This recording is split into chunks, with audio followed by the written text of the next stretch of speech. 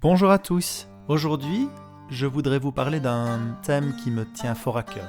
C'est celui des messilotes, des routes élevées. C'est pas forcément un thème dont on entend parler souvent, mais c'est, je crois, un thème qui est vraiment sur le cœur du Seigneur pour le moment. Les messilotes, ce sont des chemins, ce sont des routes élevées. Et ces routes élevées, elles commencent à un endroit. Elles commencent avant tout dans le cœur de Dieu et puis dans le nôtre. Ce sont des routes que Dieu aime, ce sont des routes que Dieu crée pour que nous puissions y marcher. Le psaume 84, 6 dit « Heureux ceux qui trouvent leur force en toi, Seigneur, ils trouvent dans leur cœur des chemins tout tracés. » Et en hébreu, les chemins tout tracés qu'on trouve dans nos cœurs, ce sont des messilotes, les fameuses routes dont je veux vous parler. Mais ces routes, ce ne sont pas seulement des concepts spirituels qui ne s'incarneraient nulle part. Ce sont des routes qui existent concrètement sur la terre et même dans les cieux. Et ces messilotes, ce sont en fait des routes qui préparent la venue du royaume de Dieu. Ce sont des routes où des choses commencent à se passer qui annoncent le royaume, qui préfigurent le royaume, qui sont comme les petits bruissements du début de quelque chose du royaume qui se manifeste sur notre terre. Une voix crie « Préparez au désert le chemin de l'Éternel. Aplanissez dans les lieux arides une route pour notre Dieu. » C'est le cri du prophète Isaïe, au chapitre 40, verset 3. C'est un cri prophétique qui résonne dans les déserts, mais dans les déserts de sable, comme dans les déserts de nos villes, dans les déserts de nos forêts, dans les déserts de nos vies. La voix du Seigneur s'élève pour dire « Aplanissez mes routes, préparez mes chemins. » Et de plus en plus de cœurs commencent à résonner à cet appel prophétique. De plus en plus de cœurs commencent à résonner à l'aplanissement des routes, à la préparation des chemins du Seigneur. Et ce, dans les endroits où on ne l'attendait pas forcément. Les routes de l'Éternel, les messilotes du Seigneur, commencent à émerger dans des endroits où on ne croyait pas qu'elles pourraient émerger. Une région du monde est spécialement en train de réagir à cette prophétie. C'est le Moyen-Orient. Au Moyen-Orient, une route est en train de se former. C'est une route qui a été annoncée par Isaïe également, il y a de cela des milliers d'années. C'est la route qui est promise en Isaïe 19. En ce jour-là, il y aura une route entre l'Égypte et l'Assyrie. Les Assyriens se rendront en Égypte et les Égyptiens en Assyrie. Et les Égyptiens serviront l'Éternel avec les Assyriens. Isaïe 19, 23. Cette promesse, tellement ancienne, est en train de commencer à fleurir dans les déserts du Moyen-Orient et dans ces villes. Cette route est promise au milieu d'une terre qui est déchirée par les conflits et les guerres. C'est une route qui promet la réconciliation entre l'Égypte et l'ancien empire assyrien, qui comprend beaucoup de nations. Des nations comme l'Iran, l'Irak, des nations comme le Liban, des nations comme la Syrie, sans oublier Chypre, l'Arménie, une partie de la Turquie. Toutes ces nations sont comprises dans l'ancien empire assyrien et sont donc incluses dans cette promesse de cette route qui va aller d'Égypte jusqu'à eux et jusqu'en Égypte. Et toutes ces nations vont vivre une réconciliation dans le but d'adorer le Seigneur. Parce qu'il est dit, les Égyptiens iront en Assyrie et les Assyriens iront en Égypte pour servir l'Éternel ensemble. Et ça, c'est une promesse incroyable. Malheureusement, le chapitre 19 d'Isaïe est un chapitre bien méconnu dans beaucoup de nos églises occidentales. Beaucoup n'ont même jamais entendu parler. Ils ont pu passer outre sans être frappés par les merveilleuses promesses qui y sont contenues. De surcroît, ceux qui l'ont lu et qui peut-être ont pris conscience des promesses qui étaient là dans nos églises occidentales n'ont pas forcément cru qu'ils étaient concernés par ces passages parfois bien sombres, même s'ils sont porteurs d'espoir. Si on résume Isaïe 19, ce chapitre parle de la façon dont le Seigneur va traiter l'Égypte, de façon plutôt musclée d'ailleurs, et pas très agréable. Mais le but sera de frapper l'Égypte pour guérir l'Égypte. Un peu comme un chirurgien qui, lorsqu'une fracture s'est mal consolidée, doit refracturer l'os afin de le réaligner et de pouvoir permettre une meilleure guérison.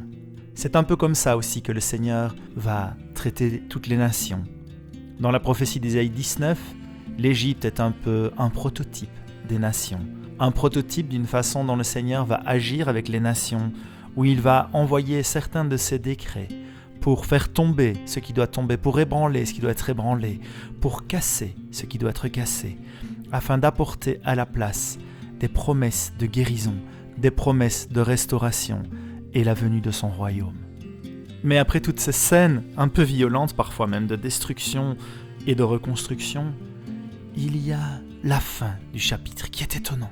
Il y a donc la promesse de cette route qui va naître entre l'Égypte et la Syrie. Cette route qui aura plusieurs buts. Un but de réconciliation, un but d'adoration, un but de service du Seigneur. Mais ce n'est pas tout.